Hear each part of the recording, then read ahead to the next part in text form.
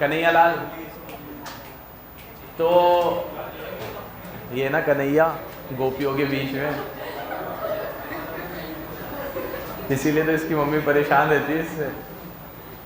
अब मेरी बात सुनो, कल हम लोगों ने सेक्शन 12 रजिस्टर्ड ऑफिस तक पढ़ लिया था, 13 से बात करेंगे आज। एक बार कल रिवीजन नहीं किया था, एक बार थोड़ा पूरा रिकॉल कर लेते जल्दी से। यहाँ देखो 2 मिनट, यहाँ देखो 2 मिनट प्लीज। सबसे पहले सेक्शन 3 फॉर्मेशन पढ़ा।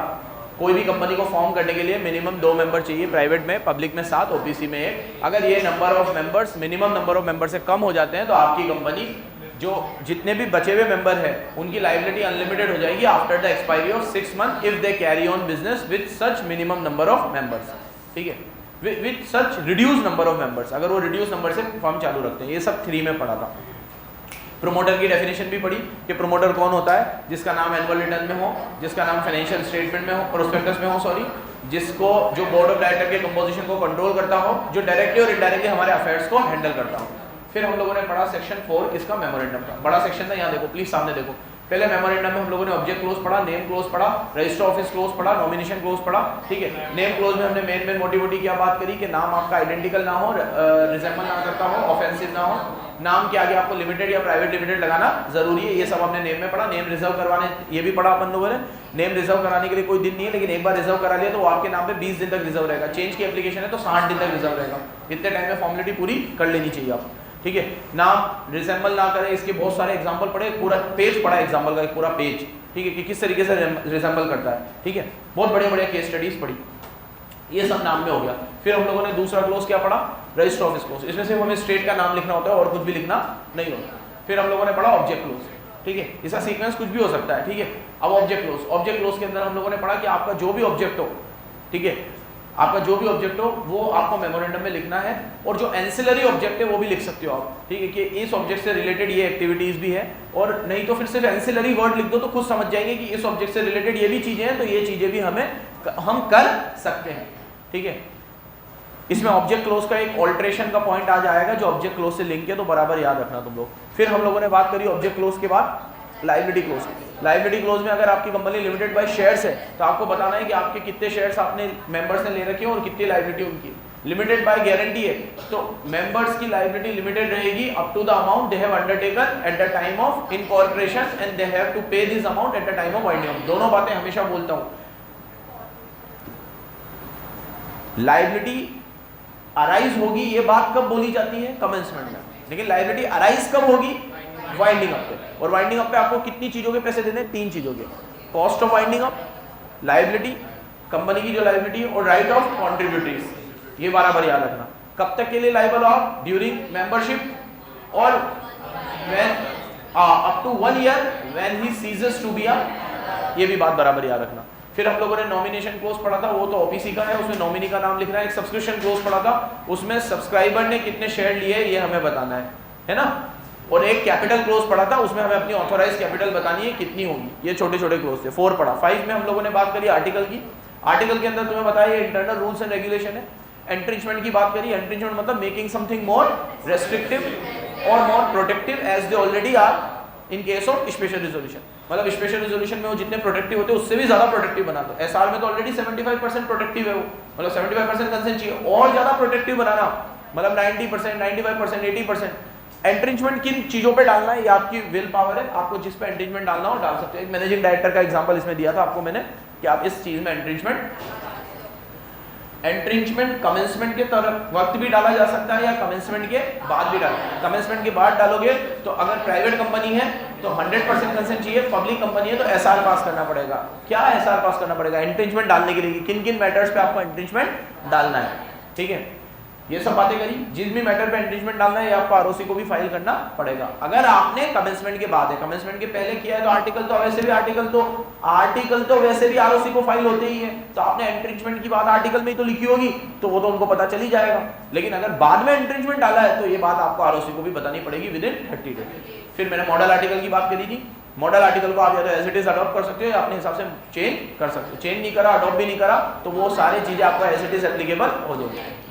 सब बराबर याद है आपको। 4 हो गया, 5 हो गया, फिर 6। 4 और 5 में मैंने 5 टेबल भी पढ़ाई थी। 5 टेबल मेमोरेंडम की थी और 5 टेबल आर्टिकल की। ABCDE मेमोरेंडम की थी, FGHIJ आर्टिकल की।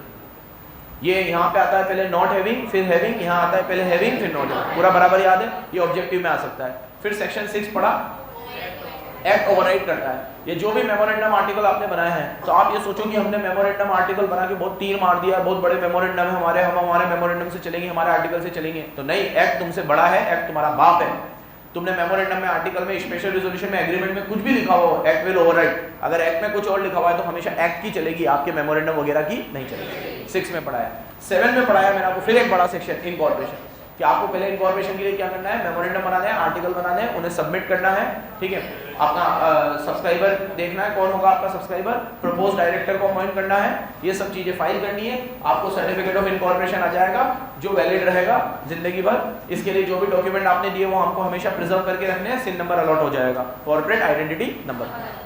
कौन सी डिक्लेरेशन देनी है, 2 डिक्लेरेशन, एक डिक्लेरेशन सब्सक्राइबर और फर्स्ट डायरेक्टर देंगे, एक डिक्लेरेशन सीए देगा। सीए इस बात की डिक्लेरेशन देगा कि आपने एक्ट की सारी फॉर्मेलिटीज को कंप्लाई किया है, सब्सक्राइबर वगैरह इस बात की डिक्लेरेशन देंगे, ठीक है, कि हमने पिछले 5 सालों में कंपनी के इनकॉर्पोरेशन से रिलेटेड कोई भी तरह का फ्रॉड, मिसफीजेंस या we are not guilty of fraud, misfeasance या कोई भी तरह का हमने इस तरीके से मिसकंडक्ट नहीं किया है पिछले 5 सालों में। ये डिक्लेरेशन कौन देंगे, सब्सक्राइबर। ये भी पढ़ लिया हम लोगों ने। फिर हम लोगों ने पढ़ा अगर आपकी कंपनी इनकॉर्पोरेट हुई है फॉल्स नेम से या फॉल्स डॉक्यूमेंट से, तो आपका मैटर कहाँ चला जाएगा, ट्रिब्यूनल के पास। ट्रिब्यूनल फिर कुछ भी ऑर्डर देगा, वो ऑर्डर आपको मानना पड़ेगा। हो सकता है ट्रिब्यूनल आपकी कंपनी को वाइंड अप कर दे, हो सकता है वो आपको नाम चेंज करने को बोले, या इस तरीके से कुछ भी ऑर्डर ट्रिब्यूनल दे सकता है, ठीक है। ये भी हो गया, 7 हटा दो। फिर 8 के अंदर हम लोगों ने बात करी किसकी, हाँ 7 में ये भी बताया मैंने आपको, जो भी ऑर्डर देगा अपॉर्चुनिटी ऑफ बीइंग हर्ड जरूर देगा, सुनवाई का अंतिम। फिर 8 पढ़ाया मैंने आपको किसका, सेक्शन 8। सेक्शन 8 कंपनी जो किसी ऑब्जेक्ट को प्रमोट वगैरह करने के लिए खुलती है, ठीक है। कौन से ऑब्जेक्ट, हेल्थ हो गया, एजुकेशन हो गया, आर्ट्स हो गया, कॉमर्स हो गया, ये हो गया, वो हो गया, ठीक है। ये इसको प्रमोट करने के लिए खुलती है। इनके ऊपर 2 रेस्ट्रिक्शंस होती है, एक तो ये अपने मेंबर्स को डिविडेंड डिक्लेयर नहीं कर सकते, और they have to apply all the fund generated from their activity towards the promotion of their object. इनको सारा पैसा अपने ऑब्जेक्ट को प्रमोट करने के लिए लगाना पड़ता है, ये किसी और जगह पे अपना पैसा लगा नहीं सकते, ये इन पे क्या है, रेस्ट्रिक्शन है। सेक्शन 8 कंपनी खोलने के लिए क्या करना पड़ता है, पहले लाइसेंस लेना पड़ता है, किससे, central government. Central government license देगी with condition without condition, with condition without condition, पूछ रहा हूँ तुमसे, विद कंडीशन विदाउट कंडीशन, हाँ दोनों, विद और विदाउट, और है एंड नहीं है, आइदर विद कंडीशन और, बताया था मैंने तुम्हें, ये याद रखना, छोटी छोटी चीजें, बिना कंडीशन के भी लाइसेंस मिल जाता है। चलो यहाँ देखो, फिर एक बार आपको सेक्शन 8 कंपनी का लाइसेंस मिल गया, तो आपको स्ट्रिक्टली वो 2 रेस्ट्रिक्शंस को फॉलो करना है और अपने ऑब्जेक्ट में पैसा लगाना है। अब अगर मान लो आपने अपने ऑब्जेक्ट में पैसा नहीं लगाया, पहली बात, या पब्लिक इंटरेस्ट के अगेंस्ट काम किया, दूसरी बात, जिन कंडीशन पे लाइसेंस दिया था उन कंडीशंस को ब्रीच किया, तीसरी बात, तो इन तीनों केस में आपके ऊपर कार्रवाई होगी। क्या कार्रवाई होगी, या तो आपकी कंपनी को वाइंड अप कर दिया जाएगा और आपकी सारी एसेट में जो सरप्लस आएगा वो किसी और कंपनी को दे दिया जाएगा हैविंग सिमिलर ऑब्जेक्ट, या फिर उसे इंसॉल्वेंसी एंड बैंक्रप्सी फंड में डाल दिया जाएगा पैसे। ये तो जो वाइंड अप होगी, या फिर हो सकता है आपकी कंपनी को किसी और कंपनी के साथ अमालगमेट कर दिया जाए हैविंग सिमिलर ऑब्जेक्ट। ये सब सेक्शन 8 में पढ़ा है। सेक्शन 8 कंपनी को कुछ प्रिविलेज होती है, एक तो इनका जो नोटिस होता है वो 21 दिन की जगह 14 दिन का जाता है, और भी प्रिविलेज है जो एक्ट में आगे आती रहेगी। ये सेक्शन 8 और section 8 company work public company की तरह करेगी। किसकी तरह करेगी? फिर 9 पढ़ाया मैंने आपको, रिवीजन तुम्हारा हो रहा है ना, सुन रहे हो ना, 8 हो गया। फिर उसके बाद सेक्शन 9, सेक्शन 9 मैंने आपको पढ़ाया इफेक्ट ऑफ रजिस्ट्रेशन, और सेक्शन 10 पढ़ाया effect of memorandum and article. ये 2 इफेक्ट पढ़ाया। इफेक्ट ऑफ रजिस्ट्रेशन में पढ़ाया, एक बार आपकी कंपनी इनकॉर्पोरेट हो जाती है तो वो अपने नाम पे मूवेबल इमूवेबल प्रॉपर्टी खरीद सकती है, उसको स्यू कर सकती हो, वो भी किसी को स्यू कर सकती है। ये सब 9 में पढ़ाया। फिर 10 में पढ़ाया इफेक्ट ऑफ मेमोरेंडम। एक बार मेमोरेंडम और आर्टिकल रजिस्टर हो जाते हैं तो उनका बाइंडिंग फोर्स आ जाता है। क्या आ जाता है? मतलब उन मेमोरेंडम के बदले, उन मेमोरेंडम की वजह से मेंबर लाइबल होगा एक कंपनी की तरफ, कंपनी लाइबल होगी मेंबर की तरफ, मेंबर लाइबल होगा मेंबर की तरफ। इसके 3 एग्जांपल भी पढ़े, बहुत बेहतरीन। ठीक है, साइड में हटा दो। ये 10 तक हो गया। फिर 10A पढ़ा कमेंसमेंट ऑफ बिजनेस, कि आपकी कंपनी एक बार इनकॉर्पोरेट हो जाए तो वो बिजनेस कमेंस नहीं कर सकती और बोरोइंग पावर एक्सरसाइज नहीं कर सकती जब तक कि वो अपने रजिस्टर्ड ऑफिस को वेरीफाई ना करा दे और एक डिक्लेरेशन फाइल ना करे उसके डायरेक्टर। क्या डिक्लेरेशन फाइल करती है कि जिन लोगों ने, सब्सक्राइबर ने सब शेयर्स खरीदे थे, they have paid full amount. इसका भी एक बेहतरीन एग्जांपल और एक केस स्टडी से आपको समझाया था। कि आजकल लोग क्या करते हैं, बाहर से फंडिंग उठाने के लिए खुद भी अच्छे शेयर ले लेते हैं और बोल देते हैं कि हमने भी इतने शेयर लिए हैं, लेकिन जितने शेयर उन्होंने लिए होते हैं उतना पैसा वो फर्म में लगाते नहीं है और बाहर के पैसों से ही बिजनेस चलाते रहते हैं। इसलिए आपको ये डिक्लेरेशन देना है कि जिन शेयर होल्डर ने जितने शेयर्स लेने के लिए बोला था वो उतना पैसा 180 दिन में पे, इस बात का एक डिक्लेरेशन देना है, तभी जाके आप कमेंसमेंट ऑफ बिजनेस कर पाओगे, मतलब अपने बिजनेस को कमेंस। अदरवाइज आपकी कंपनी सिर्फ खुल गई है और एक खोखा कंपनी है, शेल कंपनी, जो कोई भी बिजनेस वगैरह नहीं कर सकती, बोरोइंग पावर यूज, लोन वगैरह ले नहीं सकती, खोखली कंपनी है। ये 10A हो गया, 11 ओमिटेड था और 12 पढ़ाया कल बेहतरीन रजिस्टर ऑफिस। इसमें मैंने आप लोगों को बताया एक रजिस्टर ऑफिस आपका एक फिजिकल प्लेस होना चाहिए, पीओ बॉक्स नंबर ना हो, रजिस्टर ऑफिस का एड्रेस आपको पेंट करना है, अफिक्स करना है अपने ऑफिस के बाहर, अपने डॉक्यूमेंट पे, लेटर हेड पे, इनवॉइस पे, बिल ऑफ एक्सचेंज पे, हुंडी पे, प्रॉमिसरी नोट पे, हर जगह, ठीक है, सुन रहे हो, ठीक है। अब ये रजिस्टर्ड ऑफिस का एड्रेस आपको हर जगह क्यों दिखाना है ये भी मैंने कल बताया। अब रजिस्टर ऑफिस को चेंज करने की बात भी 12 में लिखी हुई है, अगर आप रजिस्टर ऑफिस को चेंज करते हो विद इन सेम सिटी तो आपको सिर्फ बोर्ड रेजोल्यूशन लगेगा, बोर्ड रेजोल्यूशन, और कुछ भी नहीं लगेगा। आरओसी को फाइल करना है बस कि हमने अपने एड्रेस चेंज कर दिया, आरओसी को तो हर चीज ही बतानी है। अगर आप अपनी सिटी के बाहर जाते हो तो स्पेशल रेजोल्यूशन, अगर आप एक ज्यूरिसडिक्शन से दूसरी ज्यूरिसडिक्शन में जाते हो तो 30-60-30 याद रखना है, 30-60-30, पहले वहां से अप्रूवल आएगा 30 दिन, मैं फाइल करूंगा 60 दिन, फिर वहां से अप्रूवल आएगा 30 दिन, ठीक है। और अगर आपका रजिस्टर्ड ऑफिस एक स्टेट से दूसरे स्टेट में चेंज हो रहा है तो फिर आपको सेंट्रल गवर्नमेंट का अप्रूवल लगेगा विद स्पेशल रेजोल्यूशन, एसआर तो लगेगा ही लगेगा, साथ में सेंट्रल गवर्नमेंट का अप्रूवल। सेंट्रल गवर्नमेंट ने पावर रीजनल डायरेक्टर को दे रखी है, किसको दे रखी है, तो अभी आपको सेंट्रल गवर्नमेंट से पूछने की जरूरत नहीं है, उस एरिया के रीजनल डायरेक्टर से पूछ लो अगर आप एक रजिस्टर्ड ऑफिस एक स्टेट से दूसरे स्टेट में शिफ्ट होना चाहते हो। कल ये भी बात बताया कि एक स्टेट से दूसरे स्टेट में शिफ्ट होने को ऑल्टरेशन ऑफ मेमोरेंडम माना जाएगा, क्योंकि स्टेट का नाम चेंज हो गया तो अब आपको fresh certificate of incorporation issue होगा। बोलो क्या, हाँ कितनी देर हुई इसमें,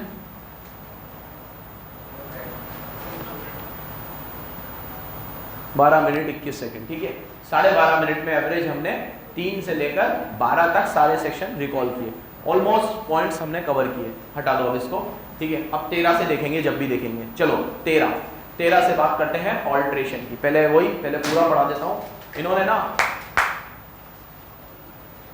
13 में भी ऑल्ट्रेशन है मेमोरेंडम का, 14 में ऑल्ट्रेशन है आर्टिकल का, और 15, तीनों एक बार पहले पढ़ा देता हूँ फिर रीड करेंगे आराम से। यहाँ देखो प्लीज, सामने देखो, बड़ा सेक्शन है 13, 14 तो छोटा है, 15 भी छोटा है।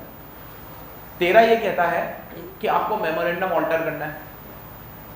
अब बेटा जब आपको आर्टिकल ऑल्टर करना होगा ना तो उसमें दिक्कत नहीं है, क्योंकि आर्टिकल में कोई क्लोज नहीं थे, मेमोरेंडम में तो क्लोज थे, तो एक एक क्लोज को ऑल्टर करोगे तो उसकी बात समझनी पड़ेगी हमें।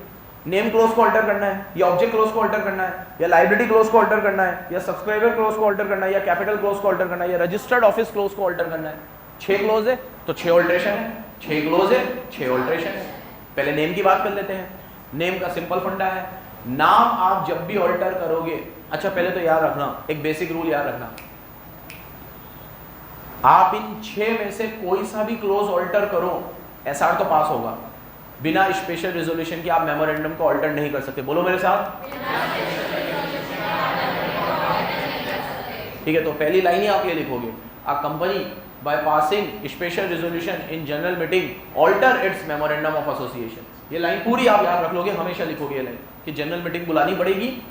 सब आगे पढ़ेंगे चैप्टर में, जनरल मीटिंग क्या है, कैसे बुलाते हैं। जनरल मीटिंग बुलानी पड़ेगी, स्पेशल रेजोल्यूशन पास करना पड़ेगा, और उसके बाद ही आप आर्टिकल को ऑल्टर कर सकते हो, आर्टिकल को ऑल्टर कर सकते हो, उसके बिना आप आर्टिकल ऑल्टर नहीं कर सकते। बढ़ू आगे बढ़ू, ठीक है। अब एक बार आपने स्पेशल रेजोल्यूशन पास कर दिया, आर्टिकल ऑल्टर हो गए, तो अब कैसे कैसे ऑल्टर करना है, नेम क्लोज को ऑल्टर करना है। तो पहले एसआर पास करो, सेंट्रल गवर्नमेंट का अप्रूवल लो।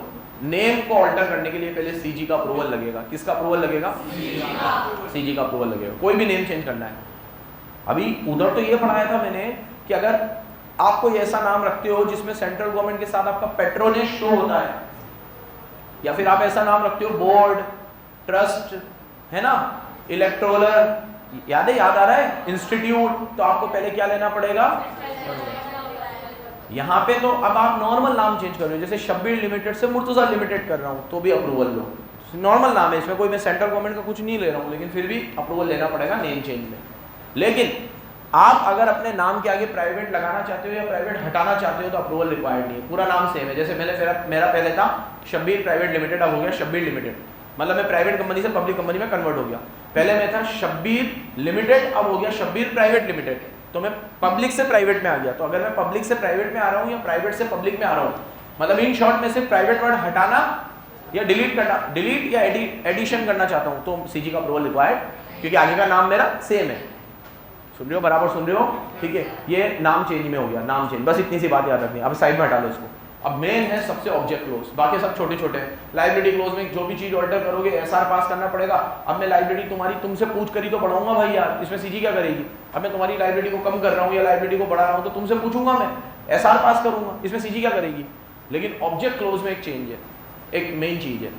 ऑब्जेक्ट क्लोज में अगर आप ऑल्ट्रेशन कर रहे हो तो स्पेशल रिजोल्यूशन पास करना पड़ेगा, साथ में जो डिसेंटिंग शेयर होल्डर है उनको एग्जिट रूट देना पड़ेगा। अगर वो आपकी कंपनी छोड़ के जाना चाहे तो जा सकते हैं पैसे लेकर। क्यों? क्योंकि शेयर होल्डर ने जिस ट्रस्ट के साथ आपके ऑब्जेक्ट में पैसा लगाया था, आपने वो ऑब्जेक्ट ही चेंज कर दिया, तो हो सकता है नए वाले ऑब्जेक्ट में वो कीन इंटरेस्टेड ना हो। फॉर एग्जाम्पल, आज हम लोगों ने एक आईपीओ लेकर आए और हमने तुम लोगों से कहा कि हम एक एजुकेशन इंस्टीट्यूट और खोलेंगे, 3 कोचिंग हम अलग अलग सिटीज में खोलेंगे, 3 कॉलेज खोलेंगे, उसके लिए फंडिंग चाहिए 2 करोड़ रुपए। तुम लोगों ने 2 करोड़ रुपए हम पे लगा दिए, हमारी कंपनी में लगा दिया। अब हमने अपना ऑब्जेक्ट क्लोज चेंज कर दिया और हमने कहा कि हम तो दूसरी फैक्ट्री डालेंगे, ठीक है, कपड़े की फैक्ट्री डालेंगे। तो तुम लोगों ने सोचा कि सर हमने आपकी टीचिंग पे भरोसा था हमें कि आप पढ़ाते अच्छा हो तो इंस्टीट्यूट अच्छा चलाओगे, तो उस फेथ में हमने पैसा लगा दिया। एंड अब आप चेंज कर रहे हो ऑब्जेक्ट क्लोज को, और ऑब्जेक्ट क्लोज को स्पेशल रिजोल्यूशन पास करके चेंज किया जा सकता है। अब स्पेशल रिजोल्यूशन में 75% कंसेंट चाहिए। 75% शेयर 4-5 लोगों के पास थे, और 4-5 लोगों को बोतल में उतार लिया, और बाकी 25% लोग तुम लोगों को, तुमने भी अच्छा खासा पैसा लगाया था, तुम लोगों का 25% मिला के 3 करोड़ रुपए होता है, ठीक है। उनका 75% मिला के मान लो 7 करोड़ होता है, तो तुम्हारा भी 3 करोड़ होता है। 30% तुम्हारे पास है, 70% उनके पास है। 7 करोड़ उनका है तो 3 करोड़ तुम्हारा भी है। तो जिनके 7 करोड़ थे उनको तो मना लिया, और तुम 3 करोड़ में से 2-4 लोगों को और मना लिया, तो 75% पास हो गया। बट जो बचे हुए 25% है, उनका कहना बिल्कुल सही है कि आपने ऑब्जेक्ट क्लोज को चेंज किया और हमसे पूछा भी नहीं, और पूछा तो जो 75% ने हाँ बोला, उनके कहने पे आपने ऑब्जेक्ट क्लोज चेंज कर दिया। हमने तो आपकी कंपनी में इसलिए पैसा लगाया था क्योंकि हमें लगा आप टीचर अच्छे हो तो आप एजुकेशन में कमाल करोगे, धमाल करोगे, तो हमें डिविडेंड अच्छा मिलेगा। बट आप कपड़ा अच्छा बनाओगे, इस पे हमें ट्रस्ट नहीं है। और ये हमारे साथ फ्रॉड हुआ है। प्रोस्पेक्टस में लिखा गया कुछ और बनाया गया कुछ, ठीक है। तुम कपड़ा बना रहे हो कि हमें बना रहे हो, ठीक है, पैसे दो हमें, तो मुझे तुम लोगों को तुम्हारा पैसा रिफंड करना पड़ेगा। तो स्पेशल रिजोल्यूशन पास करना है। उसके बाद जो 25% डिसेंटिंग शेयर होल्डर्स हैं उन्हें एग्जिट रूट देना है। क्या देना है? Exit root. If they want their money back they will have, ठीक है, तो उनको उनका पैसा वापस दिया जाना चाहिए। इंसाफ है ये, ऐसा ही होना चाहिए, ऐसा ही होगा, ठीक है। सुन रहे हो, बराबर सुन रहे हो, ठीक है। ऑब्जेक्ट क्लोज को ऑल्टर कर दिया मैंने, नेम क्लोज को ऑल्टर कर दिया, लाइब्रेरी क्लोज को ऑल्टर करना है तो एसआर पास करना पड़ेगा। और कौन से क्लोज बचे? Register office. रजिस्टर ऑफिस पढ़ा दिया मैंने ऑलरेडी कि रजिस्टर ऑफिस को ऑल्टर करना है तो एक स्टेट से दूसरे स्टेट में जाना है। रजिस्टर ऑफिस की लोकेशन चेंज होगी, मेमोरेंडम का ऑल्ट्रेशन नहीं है। सिटी से बाहर जा रहे हो, मेमोरेंडम का ऑल्ट्रेशन नहीं है। एक जुरिस्डिक्शन से दूसरी जुरिस्डिक्शन में जा रहे हो, वो भी मेमोरेंडम का ऑल्ट्रेशन नहीं है। लेकिन एक स्टेट से दूसरे स्टेट में जा रहे हो तो वो क्यों है दिव्यांश? वो मेमोरेंडम का ऑल्ट्रेशन एक स्टेट से दूसरी स्टेट में जाते हैं तो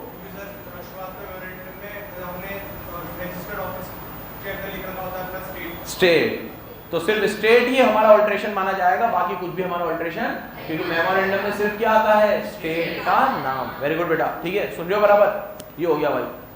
और नॉमिनेशन क्लोज, नॉमिनेशन क्लोज में नॉमिनी को चेंज करना है, ये तो सिर्फ ओपीसी पे लगेगा। तो ओपीसी जब भी अपना नॉमिनी चेंज करना चाहे, एसआर, अब क्या एसआर पास करेगा, अकेला तो है, ठीक है, तो वही चाहेगा तो वो चेंज कर देगा, कुछ भी पास वास करने की जरूरत नहीं है। बस डिक्लेरेशन फाइल कर दो आरओसी को कि मेरा नॉमिनी पहले एक्स था अब वाई, ठीक है मेरे प्यारे बच्चों, ये 13 हो गया हमारा। हाँ चिन्नू, लेनी पड़ेगी और वो भी फाइल करनी पड़ेगी। वो तो सब जो ओपीसी में पड़ा है वो save as otherwise. Previous nominee की कंसेंट भी लेनी पड़ेगी, प्रीवियस नॉमिनी की कंसेंट आरओसी को फाइल भी करनी पड़ेगी, वो सब चीजें तो वही। कोई सवाल? हाँ, अबे नए की बोल रही हो, नहीं नहीं नहीं नहीं नहीं, नहीं। प्रीवियस की कंसेंट की क्या जरूरत है, उसने बनने की कंसेंट दी थी हमें, अब हम उसे हटा रहे हैं, तू सोच उसकी कि उसको क्यों हम लोग पूछेंगे। जिसको बना रहे हैं, देख जिसको हटा रहे हैं उसकी तो लाइबिलिटी वैसे भी नहीं आ रही थी कुछ, ना उसे कुछ मिल रहा था। नॉमिनी, सुनो इधर, नॉमिनी वाइस कैप्टन की तरह है। क्रिकेट में वाइस कैप्टन का याद है क्या रोल होता है? कोई रोल नहीं होता है, ठीक है। हाँ, वो डमी पोस्ट है। वाइस कैप्टन एक लॉलीपॉप होता है जो किसी को पकड़ा दिया जाता है, तेरे को कैप्टन नहीं बना तू वाइस कैप्टन, ठीक है। सेम ऐसे ही हमारे कॉन्स्टिट्यूशन में डेप्यूटी चीफ मिनिस्टर जैसा कोई वर्ड नहीं है। फिर भी अगर चीफ मिनिस्टर के 2 कैंडिडेट होते हैं तो एक को चीफ मिनिस्टर बना के एक को डेप्यूटी बना दिया जाता है। कुछ समय पहले राजस्थान में जब कांग्रेस जीती तो सबको लग रहा था सचिन पायलट चीफ मिनिस्टर बनेंगे, और शायद सबने सचिन पायलट के फेस पे ही वोट दिया था, लेकिन इन्होंने वापस से अशोक गहलोत को बना दिया। उसका खामियाजा इनको इस इलेक्शन में उठाना पड़ा। अब सचिन पायलट के जो समर्थक थे वो नाराज हो गए, तो इन्होंने सचिन पायलट को डेप्यूटी चीफ मिनिस्टर बना दिया, which is a no post defined in constitution. ऐसी कोई पोस्ट ही नहीं है, ठीक है, और डेप्यूटी चीफ मिनिस्टर को कोई पावर नहीं है। तो इसी तरीके से वाइस कैप्टन, कोई पावर नहीं है उसके पास। उसके पास कब पावर आएगा? जब कैप्टन इंजर्ड हो जाएगा, वो चला जाएगा, तो फिर वाइस कैप्टन कैप्टन की कैपेसिटी में आ जाएगा। तो वाइस कैप्टन जैसा तो कुछ होता ही नहीं, जब तक कैप्टन है तब तक वाइस कैप्टन का कोई रोल ही नहीं है। सेम ऐसे ही यहाँ पर है, जब तक ओपीसी का मेंबर है तब तक नॉमिनी का कोई रोल ही नहीं है। नॉमिनी का सिर्फ नाम लिखा हुआ है, ना तो वो इंटरफेयर करेगा, ना अफेयर में पार्टिसिपेट करेगा, ना उसकी कोई चलेगी, ना वो किसी डॉक्यूमेंट पे साइन करेगा। वो एक डमी है, डमी वाइस कैप्टन। अब जब आप मरोगे तब उसका रोल आएगा, अभी आप मरे नहीं हो तो उससे पूछने की क्या जरूरत है? तेरे को हटा रहे हैं, निकाल रहे हैं, बना रहे हैं, जाबे, ठीक है, मेरी मर्जी थी रखा था, अब नहीं मर्जी है नहीं रख रहा हूं। जिसको रखोगे उससे पूछना पड़ेगा कि वो नॉमिनी बनना चाहता है कि नहीं बनना चाहता। समझ गए? जैसे इसी में अभी जो क्रिकेट का ही एग्जाम्पल दे रहा हूं, तो किसी को वाइस कैप्टन बनाते तो पूछते उससे, आपको इस टूर के लिए वाइस कैप्टन रखेंगे, हटाते हो, आपको हटा रहे हैं, हटा दे, ठीक है, सॉरी यार हटा देंगे तो सही, मना करोगे तब हटाएंगे, ठीक है। अब डिसीजन बना ही चुकी हो हटाने का, उससे क्या पूछना, हटाओ, ठीक है। चलो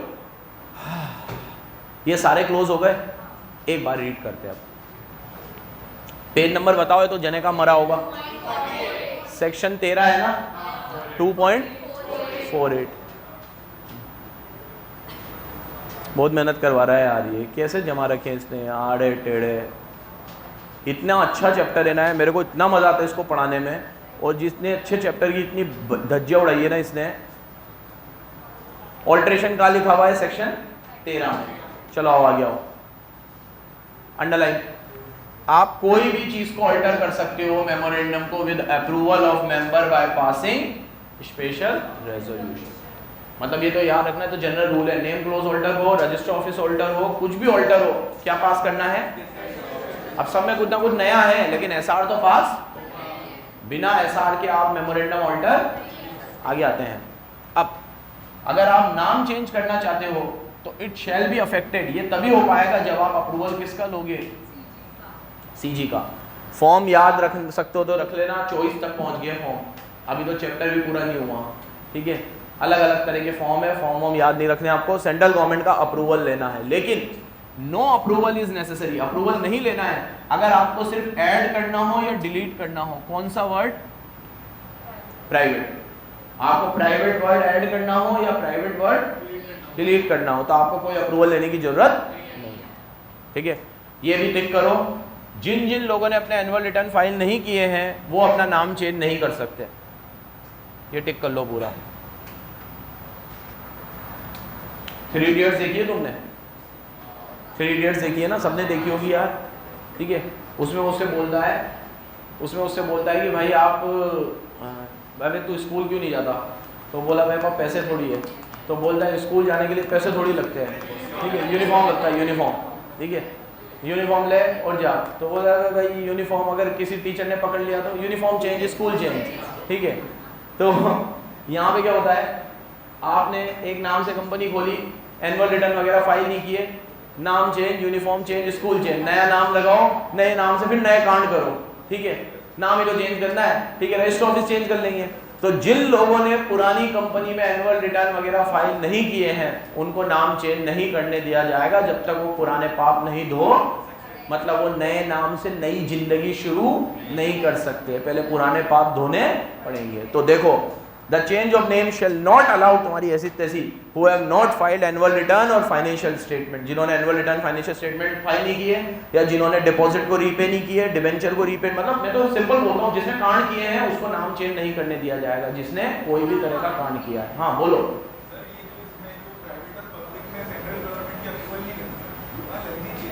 कहाँ पे? हाँ,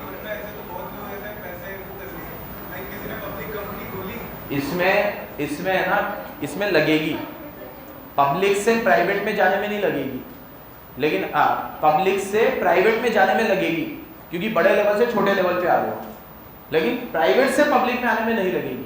ठीक है, अब ये अगले सेक्शन में आएगा कब लगेगी। अभी यहाँ पे तो ये लिखा हुआ है ना, इसको ऐसे ही पढ़ो कि एडिशन और डिलीशन में नहीं लगेगी, लेकिन जो तू कह रहा है ना वो लगेगी। अभी कन्वर्जन का एक अलग सेक्शन है, 17 या 18 है, आएगा अभी आगे कन्वर्जन का।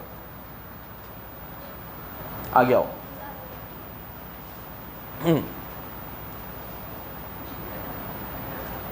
सेंट्रल गवर्नमेंट ने ये पावर आरओसी को दे रखी है, शायद मैं रीजनल डायरेक्टर बोल गया, सही कर लेना। अभी सेंट्रल गवर्नमेंट ने ये अप्रूवल लेने की पावर किसको डेलीगेट कर रखी है? मैं रीजनल डायरेक्टर बोल गया, बहुत जगह पे रीजनल डायरेक्टर को दे रखी है पावर, बहुत सारी जगह पे आरओसी को दे रखी है। कल भी बोला था मैंने, सेंट्रल गवर्नमेंट इतनी वेली नहीं है कि आपकी छोटी छोटी एप्लीकेशन को प्रोसेस करेगी और आपको अप्रूवल देगी, वो अपनी ये पावर किसी को डेलीगेट कर देते हैं, बहुत काम होते हैं। ठीक है, एग्जाम्पल देख लोगे तुम, ये टाटा स्काई वाटा स्काई का, टाटा स्काई ने अपना नाम चेंज करके टाटा प्ले करा, तो लेना पड़ेगा। ठीक है, तो इसको अप्रूवल लेना पड़ेगा। याद होगा ना तुम्हें, टाटा स्काई का नाम अब टाटा प्ले हो गया, तो इसको पहले क्या लेना पड़ेगा? अप्रूवल लेना पड़ेगा। वोडाफोन जो आप चलाते हो वो पहले हच नाम से था, हच, पता है आपको? वो हच से क्या हो गया? वोडाफोन। और अब तो वोडाफोन आइडिया भी आई हो गया, वो तो मर्जर ही हो गया। खैर ठीक है, कोई कुछ पूछ रहा है क्या? अब इंतहा देखो पागल बनेगी। अभी 13 चल रहा है, 16 आ गया भाई बीच में। 16 रेक्टिफिकेशन ऑफ नेम का है, क्योंकि नाम से लिंक कर रहा था तो भाई ने यहाँ बीच में घुसेड़ दिया। इतने टाइम से तो इनको ये सिमेट्री बिठाने की सीधी नहीं कि ये इससे लिंक है तो डाल दे। अभी यहाँ पे इन्होंने सेक्शन के बीच में 16 घुसेड़ दिया। 13 खत्म नहीं हुआ, अपन 16 को 16 की जगह पे ही पढ़ेंगे, पहले 13 पूरा कर लेते हैं। 16 किसका है? रेक्टिफिकेशन का। अलग ही चीज है इसमें, अलग चीज कुछ भी नहीं है। मैंने तुम्हें LLP में पढ़ाया था ना, किसी कि ब्रांड नेम से आप नाम चला रहे हो, उसको पता चल गया तो वो सेंट्रल गवर्नमेंट को अप्रूवल एप्लीकेशन देगा, और सेंट्रल गवर्नमेंट के कहने पर आपको ऑर्डिनरी रिजोल्यूशन से नाम चेंज करना पड़ेगा। पढ़ाया था LLP में, same ditto word to word section 16 में भी लिखा हुआ है। जैसे LLP में था वैसे ही यहाँ पे भी रेक्टिफिकेशन है। LLP में मैं सेक्शन भूल गया कौन सा था, याद है किसी को? रिवीजन किया होगा तो याद होगा, बोल दो मेरे को कौन सा याद है। 17 है पक्का? चलो वेरी गुड। बेल्ट लगा ले क्या अपन? हाँ चलो फिर तो मत नहीं लगाते, शोर लग रहे हो तुम लोग। तो यहाँ 16 है और वहां पे 17 है। देखो बच्चों, ये वापस रजिस्टर ऑफिस आ गया। पहले नाम आया था, अब क्या आ गया? 13 ही चल रहा है, बीच में 16 आ गया था। 16 भी पढ़ेंगे बाद में है ना, पहले 13 रजिस्टर ऑफिस। देखो बात मत करो प्लीज, रजिस्टर ऑफिस चेंज करेंगे तो ऑल्ट्रेशन ऑफ मेमोरेंडम, अगर आप रजिस्टर ऑफिस चेंज करते हो तो एक स्टेट से दूसरे स्टेट में जाते हो तो शेल नॉट हैव इफेक्ट, तब तक उसका इफेक्ट नहीं है unless it is approved by central government. जब तक वो किससे अप्रूव ना हो जाए?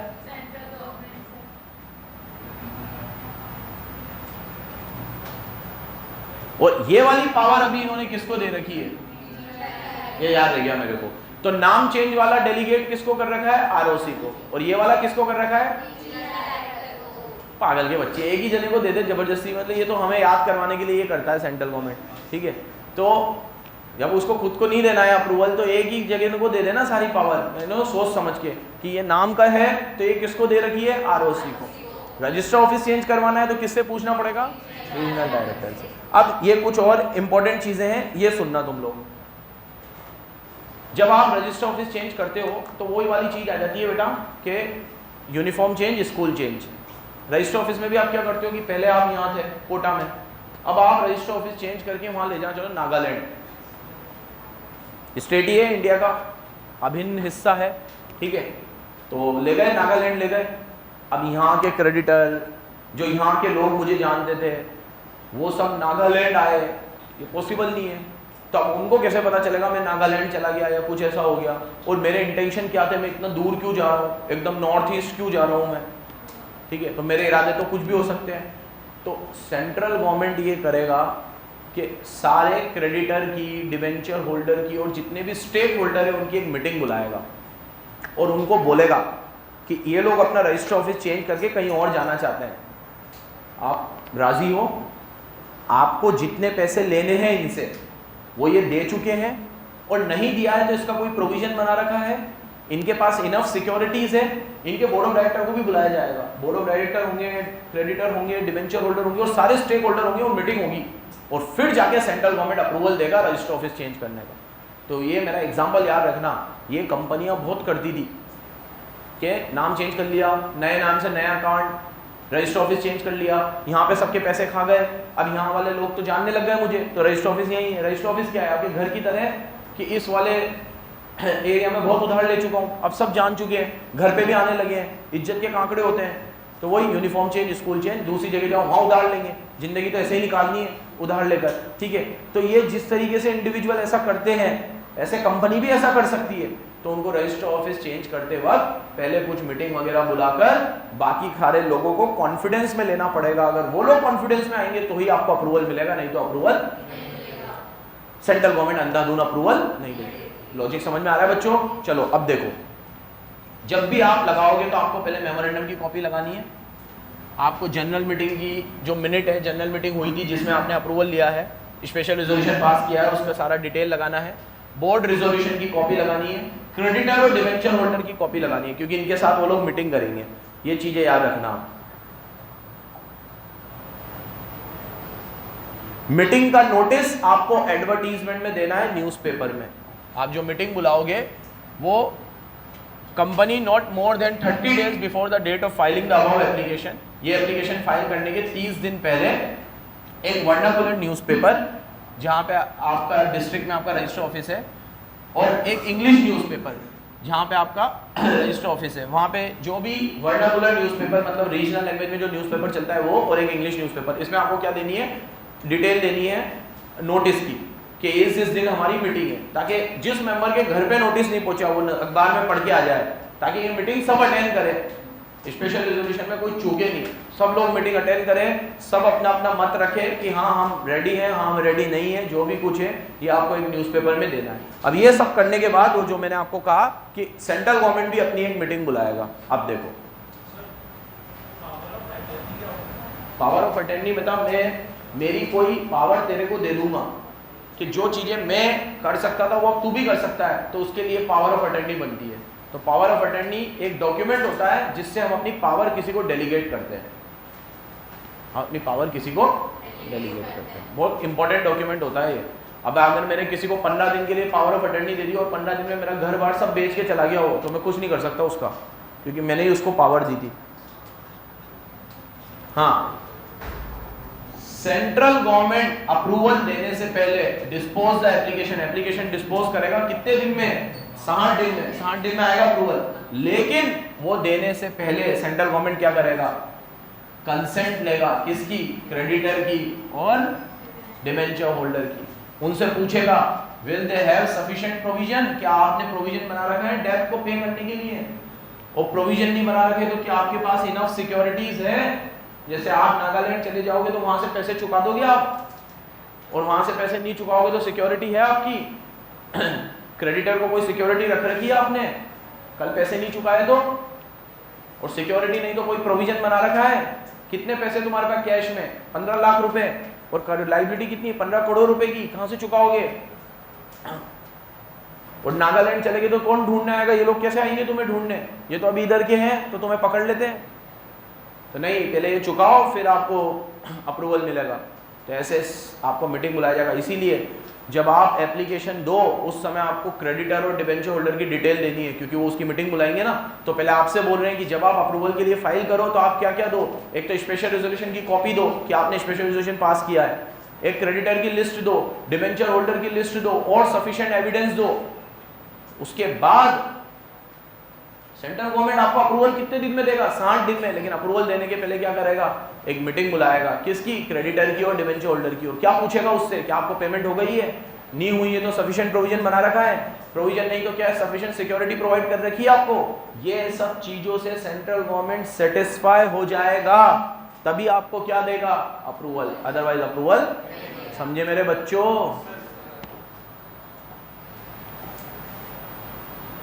ये काट दो, ये जो अप्रूवल आएगा आरओसी को 30 दिन में फाइल करना है। ये सब जगह आरओसी को तो फाइल करना ही है। एक बार आपका ये रजिस्टर ऑफिस चेंज हो जाएगा, नया डॉक्यूमेंट मिलेगा, नया सर्टिफिकेट ऑफ इनकॉर्पोरेशन मिलेगा। ये भी सिंपल है। Registrar where the register office is shifted issue fresh certificate of incorporation. प्रथा, ये फ्रेश सर्टिफिकेट ऑफ इनकॉर्पोरेशन क्यों मिलता है?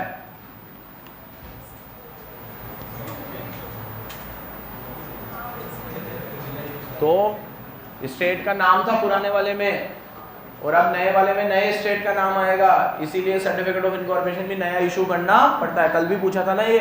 अब ऑब्जेक्ट क्लोज को चेंज करना है। कितनी चीजों को चेंज कर दिया? नेम क्लोज को चेंज कर दिया और रजिस्टर ऑफिस को चेंज करा। दो में ही चर्चा चली अभी। एसआर दोनों में लगेगा, सेंट्रल गवर्नमेंट का अप्रूवल दोनों में लगेगा, है ना। ऑब्जेक्ट क्लोज में सेंट्रल गवर्नमेंट का अप्रूवल नहीं लगेगा, सिर्फ एसआर लगेगा। पढ़ो, वेयर कंपनी रेज मनी, अगर आपने पैसा रेज किया और आपके पास अनयूटिलाइज अमाउंट है और अब आप ऑब्जेक्ट को चेंज करना चाहते हो, जैसे मैं एजुकेशनल इंस्टीट्यूट से फैक्ट्री डालना चाहता हूं, तो ये हो गया मेरा ऑब्जेक्ट चेंज। तो क्या करना पड़ेगा? मुझे स्पेशल रेजोल्यूशन पास करना पड़ेगा। क्या पास करना पड़ेगा? और ये पोस्टल बैलेट से पास होगा। अब पोस्टल बैलेट अभी आपको नहीं पढ़ाया है, चैप्टर नंबर 7 में आएगा पोस्टल बैलेट क्या होता है। अभी रट लो कि किससे पास करना है? Postal ballot. ठीक है, डिटेल में शानदार तरीके से समझाऊंगा पोस्टल बैलेट से कैसे पास होता है, एक एक स्टेप प्रैक्टिकल करके कि ये रेजोल्यूशन कैसे पास होता है पोस्टल बैलेट से।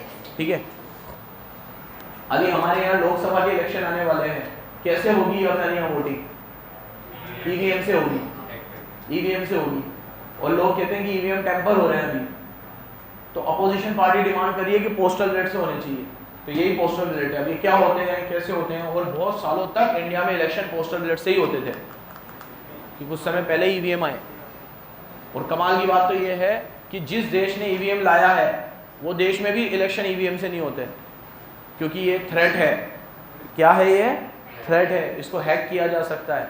ठीक है, इस चक्कर में जापान में, जर्मनी में, यूएस में, इनमें भी पोस्टल बैलेट से इलेक्शन होते हैं। इनफैक्ट पाकिस्तान में, ठीक है, वहाँ पे भी ईवीएम यूज़ नहीं होते। क्या यूज़ होते हैं? बैलेट पेपर यूज़ होते हैं। हालांकि इंडिया में बहुत मुश्किल है पोस्टल बैलेट से होना, क्योंकि इतनी बड़ी कंट्री है, इतना पॉपुलेशन है, ये लोग बैलेट पेपर से करेंगे। ईवीएम में तो क्या कितना सिंपल प्रोसेस है, गए पिन किया वहाँ पे आ गया। ठीक है, तो ये समझाऊंगा पोस्टल बैलेट क्या होता है क्या नहीं होता। खैर, अभी कैसे पास करना है आपको स्पेशल रेजोल्यूशन? पोस्टल बैलेट से।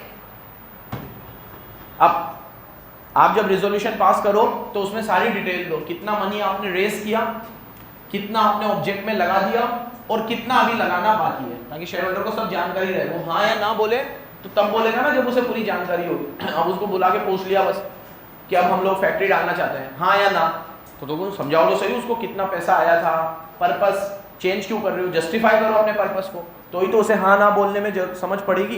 देखो ये जस्टिफिकेशन, क्यों चेंज करना चाहते हो आप, जस्टिफाई करो।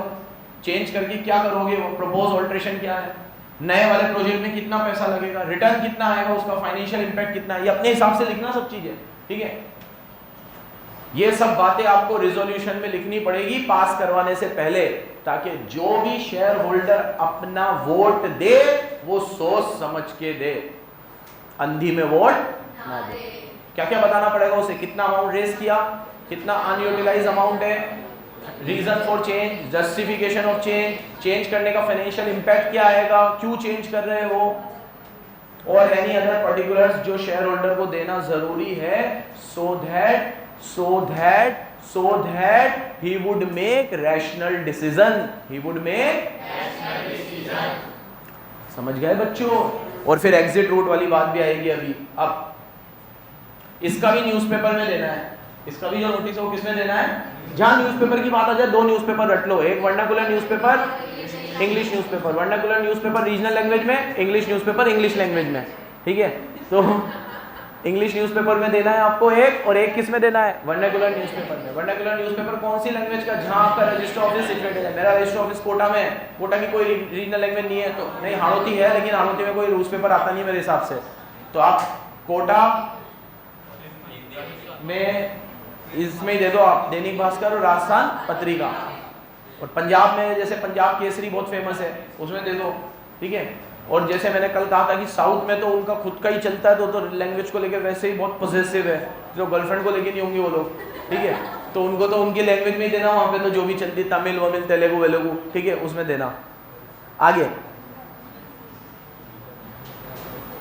ये टिक करो, the dissenting shareholder shall be given opportunity to exit, उन्हें एग्जिट रूट देना पड़ेगा। क्या देना पड़ेगा, एग्जिट रूट, मतलब अगर वो अपना पैसा लेके वापस जाना चाहे तो जा सकते हैं। फिर ये काटो, ये जो भी ऑल्ट्रेशन किया है वह फिर 30 दिन में किसको फाइल करना है, ठीक है। काटने का मतलब समझ रहे हो ना तुम, मतलब जो कॉमन चीज है, जो आप खुद से समझ जाओगे तो हर जगह लिखनी है। जहां एसआर पास हुआ 30 दिन में किसको फाइल करूंगा, आरओसी को। वहां से कंसेंट आ गई, किसको फाइल करूंगा, आरओसी को। मेरा ऑब्जेक्ट क्लोज चेंज हो गया, नेम क्लोज चेंज हो गया, ये बात किसको बताऊंगा, आरओसी को। ये कॉमन चीजें थोड़ी याद रखनी सीखो, हर चीज आप लोग लर्न नहीं कर सकते, ठीक है। अब आते हैं सेक्शन 14 ऑल्ट्रेशन ऑफ आर्टिकल। ये इतना क्या पढ़ाया, सेक्शन 13 ऑल्ट्रेशन ऑफ मेमोरेंडम। इसमें 3 चीज की मेन बात करी, नेम क्लोज की, ऑब्जेक्ट क्लोज की, रजिस्टर ऑफिस क्लोज की, और किसी की बात ही नहीं करी। लेकिन और किसी को भी ऑल्टर करना हो, जैसे लाइब्रेरी क्लोज को ऑल्टर करना है तो एसआर पास करना पड़ेगा। नॉमिनेशन में तो ओपीसी का नॉमिनी चेंज करना हो तो ओपीसी अकेला ही है, तो उसमें क्या एसआर लगेगा। और कौन सा क्लोज बचा, कैपिटल क्लोज। कैपिटल क्लोज में अगर आपको अपनी ऑथराइज कैपिटल बढ़ानी है तो भी आपको एसआर पास करना पड़ेगा। तो इसने थोड़ा पाप काट दिया, लेकिन आप याद रखना जितने भी क्लोज है सबको अल्टर करने के लिए क्या लगता है, सुन रहे हो बराबर। पढ़ा दूं 14-15 पढ़ा दूं ना, चलो। नहीं एफएम भी पढ़ाऊंगा,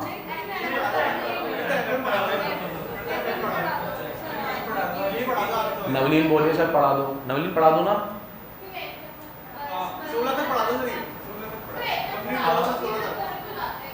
चल, व्हाट डू यू मीन,